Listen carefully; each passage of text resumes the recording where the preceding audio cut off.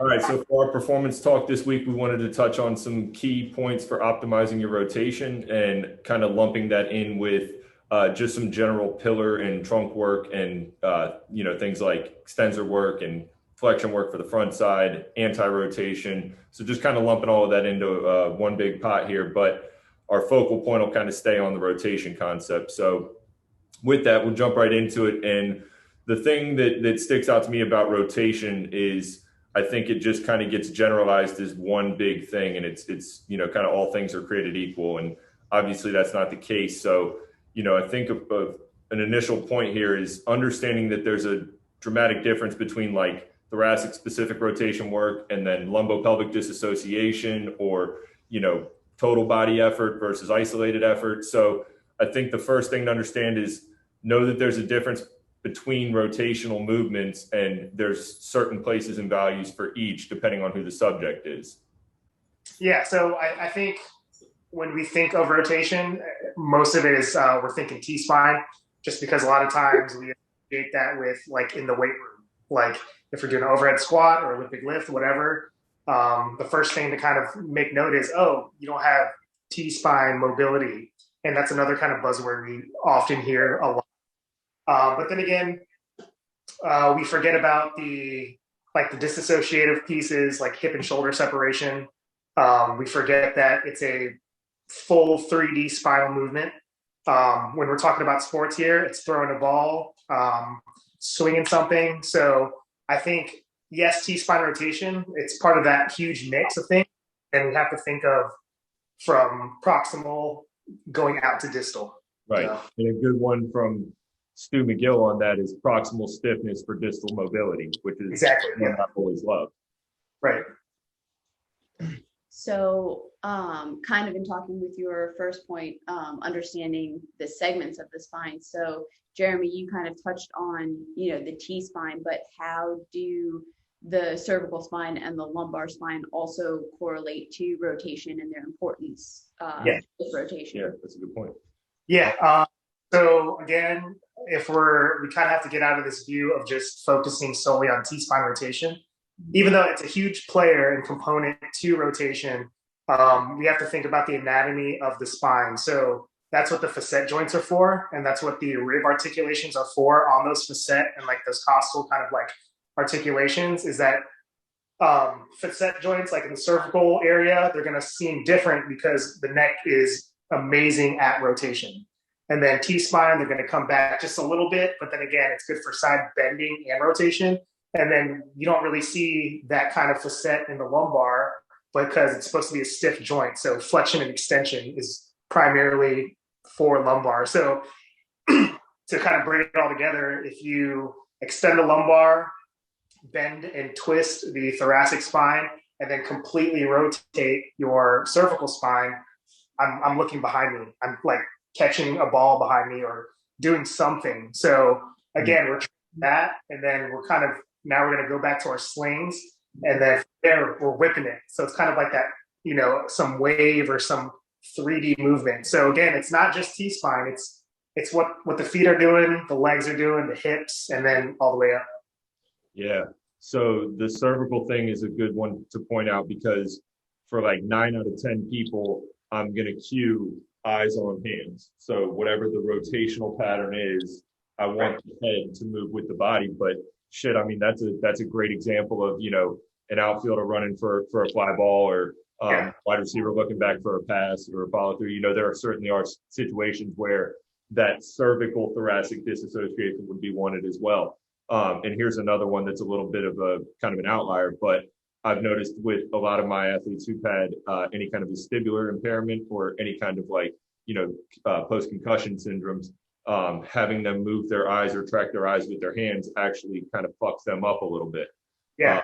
And so they have to remain on a fixed point. And then, for that small classification, by default, every rotational movement is going to be stable, neutral head, no cervical movement.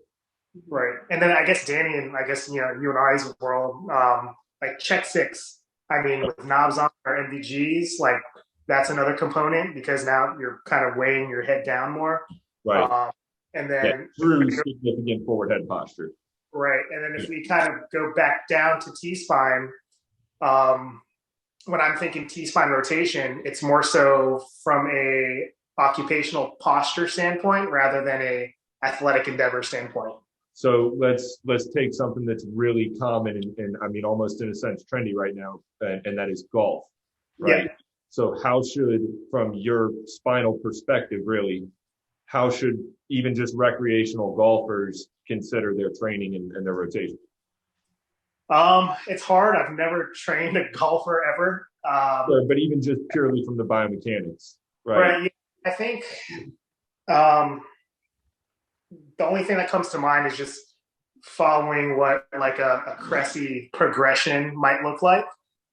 Just because, I mean, he's kind of pioneered this rotation thing and at the same time made it extremely digestible. So even starting with anti-rotation, because you don't do that, and then maybe adding a kickstand kind of variation to that anti-rotation. So we're kind of getting like some, lower limb, single leg kind of strength or, opposing one side.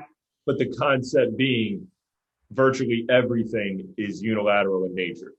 Yes. Because you don't want to, and this is what, we both have talked on this at some point or another, but, increasing the margin of deficits between, symmetries, right? And we all know everybody's going to have asymmetrical strengths and weaknesses.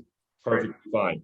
What we want to identify is what is functional versus non-functional. So somebody who, again, even just down to a recreational golfer who, hits it, every 2 times a month or whatever, you're going to have a dominant and a non-dominant side for sure.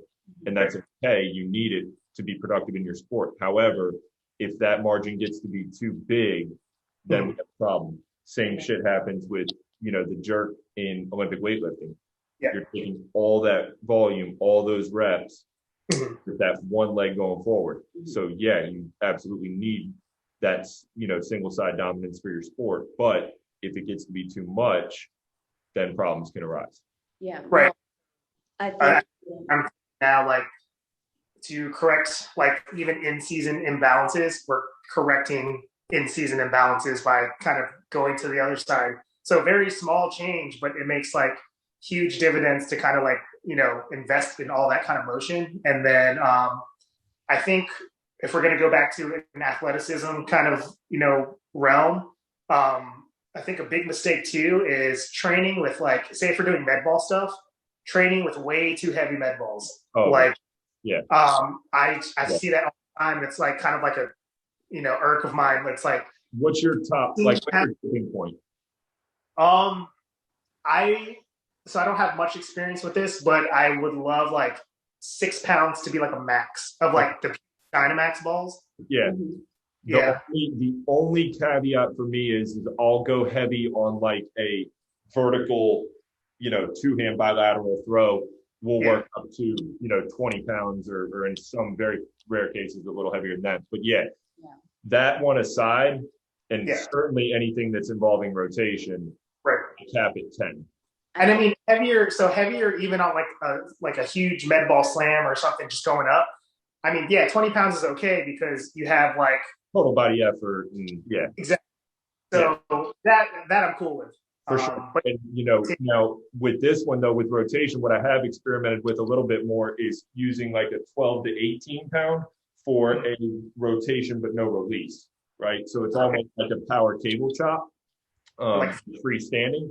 So for that, I'll go a little bit heavier. So for the fake outs or fake throws, which, we put a lot in our programming, I think those are ones that once it's been the base, the foundation's been developed, you can use that as like a kind of like a strength speed type of power movement. You know what I mean?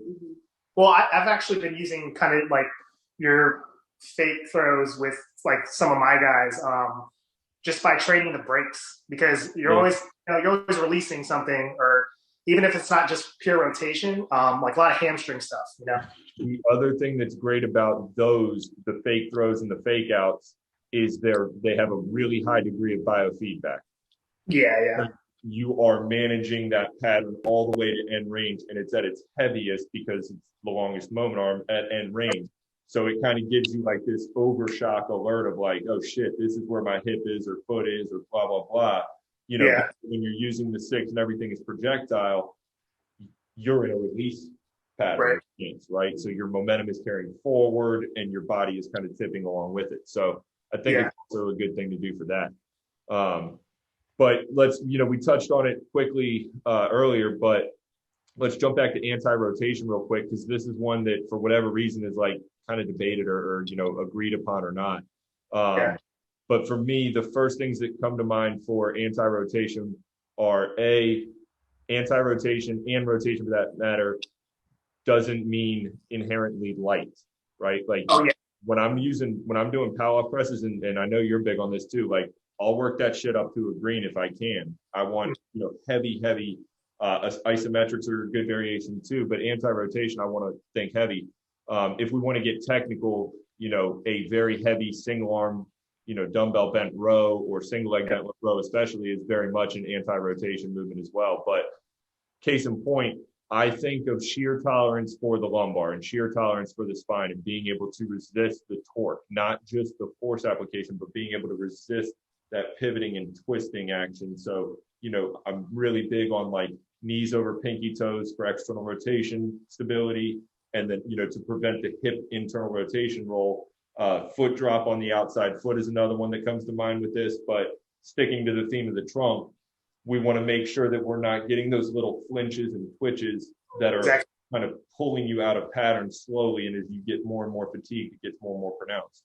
So I think a big thing there is like, you got to be very particular in your stance and your setup. Yeah. I mean, go ahead. Sorry. No, you're good. I was going to say, I think a big point kind of with everything that ties it all together is the intention behind the movement. So even going back and talking about, the fake slams and stuff like that, the anti-rotation, having the heavier band allows athletes to put a little bit more intention behind their movement. But Jeremy, along with the anti-rotation, we also had a good conversation last Saturday on, rep duration or time under tension for some of the trunk muscles, and what's your kind of theory on that? Yeah. So, I mean, just kind of like learning from, our PT, where I'm at, and this PT's kind of like really opened my eyes with a lot of just anti-rotation stuff, back stabilization, especially with like the people I'm kind of working with. So if you're watching this, shout out to you, you are. So like with the back, we always have these like one, a set of 30-second holds, or like you're planking for an hour, stuff like that. Or even if you're doing repetitions, we'll do, again, like the 3 sets of 10, 12. But then again, it's like your muscles in your spine, again, it's the scaffolding that holds your whole body up. Everything kind of comes off of that scaffolding. So they're super extremely, like, anyone listening to this, again, correct me if I'm wrong, but they're super type 1 fibered muscles. So the 3 sets of 10, 15, 20, that might not even be reaching that threshold where it's starting to get worked out. You know what I mean? So, I mean, last Saturday, that's when I had her do like sets of 25 at least, trying to go to that 30 mark. And I thought it was a joke. Yeah. And it was a joke. And you were like, no, I'm dead ass. Like 30 reps, said it. And it's like, and by the time you hit 20, that's when you're like, oh shit, I think now I'm starting to feel it. And that's perfect. It's now you're starting to feel it, because you're like the multifidi and everything else, like kind of intertwining this, the vertebrae muscle, like all that stuff. That's when it starts to get fatigued, because now we're not used to like explosively lifting for like, singles or triples with like deadlifts or Olympic lifts, all like that. Now we're really fatiguing what the spine is meant to do. It's hold us up for days, hours on end. So I think that's coming back to, again, strengthening proximally. Like, we have to ensure that before anything else, because if we're training all this shit out here and then this is like at 0%, then now we're asking for like disc pathologies or herniations at the T-spine, when that's really not extremely common. unless you're a really high rotating velocity athlete.